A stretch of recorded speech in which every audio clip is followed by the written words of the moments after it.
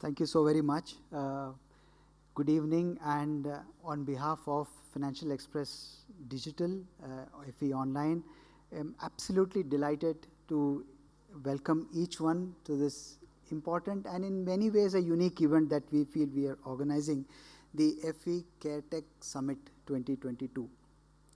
May I take a minute to actually thank each one present here as signaled by Dr. Sangeeta Reddy also in terms of the way we need to appreciate the people who are on the front line and do all that they do to make a difference. Thank you so much, everyone. And actually, I'm also happy that we have some of the brightest minds here, some of the A-listers from this arena who are actually present here today. And of course, thank you, Dr. Sangeeta, also for taking time out to be with us this evening. And I know I have been watching the work that you've been doing since that day when I think years ago when you were a student and your father pulled you out of your studies and said, help me write this media statement. Since then to I think now what you've been doing, I think it's been a long journey.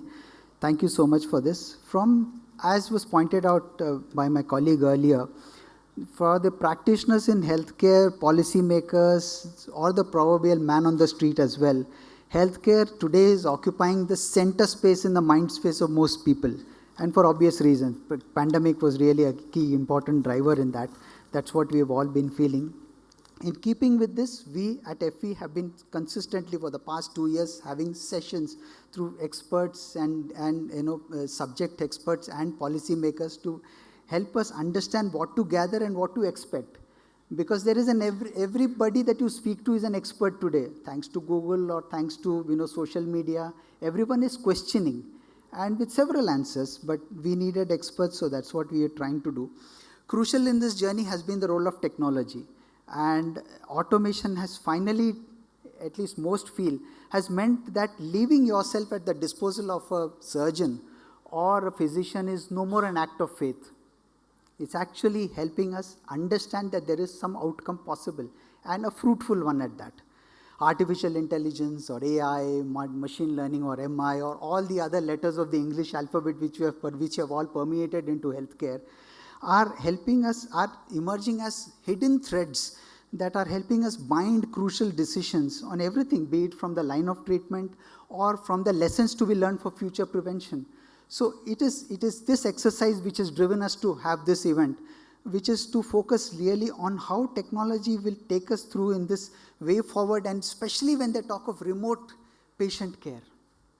How different players. I was just talking a while ago with Dr. Sangeeta Reddy, and she was mentioning, who are we talking of here? If you're talking of healthcare providers, there is one way in which they will approach.